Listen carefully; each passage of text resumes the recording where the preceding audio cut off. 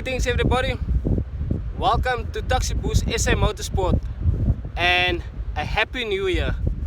This is the fourth episode and the first one for 2021. So this fourth Sierra over here, it belongs to a gentleman called Marlon. I'll be interviewing him. So do not miss, stay put, do not leave your seat, because this is gonna be interesting journey.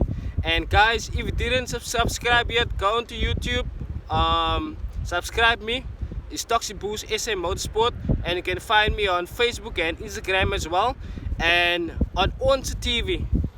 Each and every Thursday at 6:30 you will find my content playing over there. So guys, if you are a petrol head and a petrol cop, guys, like they normally say, the petrol head word, stick uit as die myn ding. Marlon, hoe gaan het? Alright man, hoe gaan het met jou? Nou, ik is alright, dankie man. Ik wil net zeggen net, welkom naar Taxi Boost SA Motorsport toe. Dankie man. En voor onze TV ook. So, onze TV, ik heb misschien explain nou hoe werk onze TV is. Maar nou, obviously nou, enige iets in die motor lifestyle. Ik, elke donderdag, het wordt gespeeld daarop. Guys, I'm sitting in a Ford Sierra Xr6. I got a gentleman here, Mr. Marlon. He gave me an opportunity actually to I can shoot around the vehicle. That he will give obviously a few of a background on where he's coming from and why he decided Ford. Mr. Marlon, hoekom zijn Ford begin? Hoekom Ford? Why did you actually choose Ford and not other kinds of old school vehicles? Yeah, no, Randall, you see, the thing is this, Ford is coming, in my lifestyle, Ford is coming from a young age already. I think I was more inspired by one of my brothers, my elder brother, that actually had a Ford Xr6 that he managed to get somehow from Joburg. And I mean, that car was spotless, and the sound alone, you know, the adrenaline that you get in the old school, the rough rides. And I must say, from that day I said to myself, I'm going to get me a Ford. And I think the first Ford I got was a Ford Cortina Bakkie, the 3-liter V6, and that from there I took it. Okay, now so you're saying actually it came along around you got used to it as an old school Ford, it runs through the family. Yeah. So I mean, I normally ask the people that question, why Ford, because people have sometimes a different feedback to that, because some people will say they like the interior, some will say they like the looks, some of them will say they rather choose that kind of vehicle because it doesn't break down easily. So that's why I actually asking that question. You got other plans still on that? I can see the roof linings out, because I know you explained to me you're still busy with that. So yeah. Look, this car, I don't have this car very long. I've had so many Fords. My passion for Ford is always originality. I like buying a car and you know, restoring cars to the original state. Basically, we would obviously, only thing I would change on the car is the wheels, and I would keep it as original as possible, clean as possible, and from there I don't think the car stays longer by me, because from there there's so many people who wants to buy the car. Yes. And I mean, I make it away and the car moves on. There was a few cars already that I bought. I mean, you look at the Ford Cortina Bakkie, the third one I had. Okay. That was a project car, and I did it over, it took me, it was in a duration of about 3 to 4 months.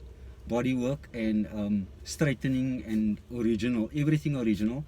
Color and wheels and everything like that. I sold that car to a guy over in Pietermaritzburg, Durban. And obviously, you know, people in Cape Town, I don't know why, but they say this was a thing. Cape Town's people don't really want to pay a lot of money. They want something, but they don't want to pay a lot of money. Yes. But I sent it over to Pietermaritzburg. It was transported with a truck, and that was one of my favorite vehicles. My wife couldn't understand that I actually sold the vehicle. She thought I'll never sell the Bakkie. But yeah, that is life, man. Cars is, you know, it's material things. It comes and goes. I would say I had about 15 in total, including this one. This one, I've got some interior work that we're going to restore the interior.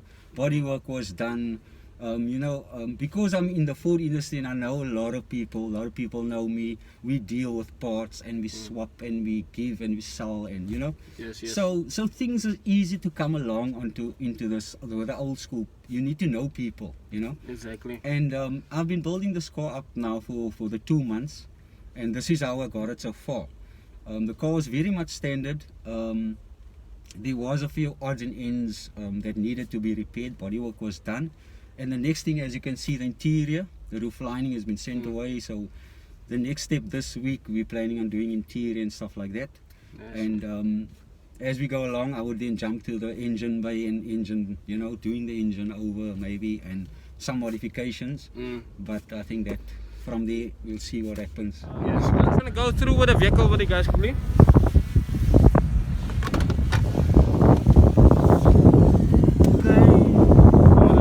Side, there's a 5-speed gearbox. The kilowatts pulls out around about say it's 103 kilowatts at the point of 5,000 revs, and the kilowatts is 237 at about say 3,000 RPM. Yeah, look, this car was in the 80s in the days, and the project came up around about in the year it's 1980. So the project name was called after a guy's name, Tony. It was actually manufactured in the 80s. So you have the original steering wheel over here. Top speed is up to 220, and like I said, 5-speed gearbox. Right over here, you get a place here where you can put your money. You can put some of your money over here. You got a handbrake. You have a center console over here. So you want to put up your example, your mask or anything else, maybe keys. You can actually put it up in the center console over here. So that's about it over here. I'm going around about.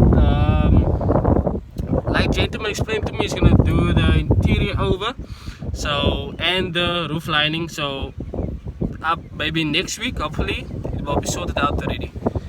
I'm coming around the vehicle with you guys.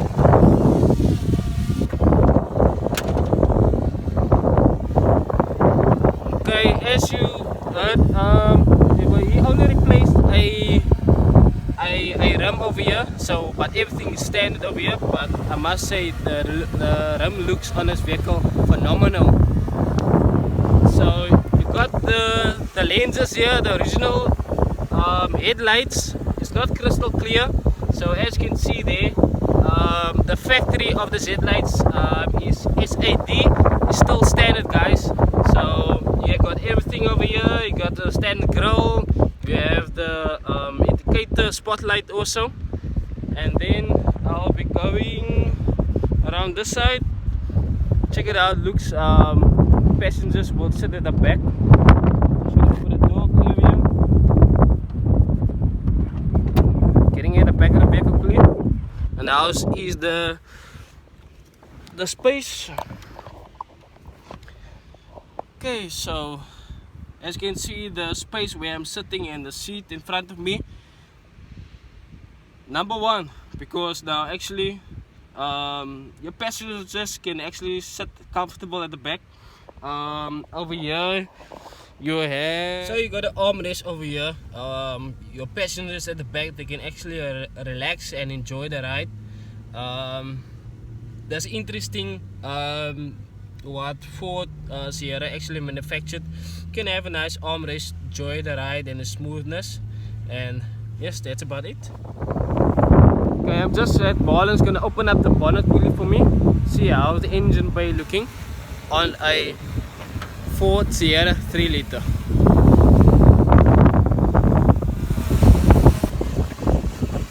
Wow, can you just check out clean it looks over there. I'm just gonna turn around the camera and you can check it out, the engine bay looks. So up here under the bonnet you got the 3 liter V6. Engine bay looks very nice, very neat, for a vehicle that actually was manufactured in the 80s. You get very little on this on the road, but I must say this one is being looked after. The owner, which is Marlon, is very happy with this vehicle, because it seems like he don't want to sell this vehicle because he's in love with this vehicle, and I must say he's looking after it, and he's actually gonna upgrade it more, to keep it in the standard format, on how can I say, just to have it in a immaculate condition. So that's what he's gonna do. He's not gonna sell this one. Anyway guys, see you.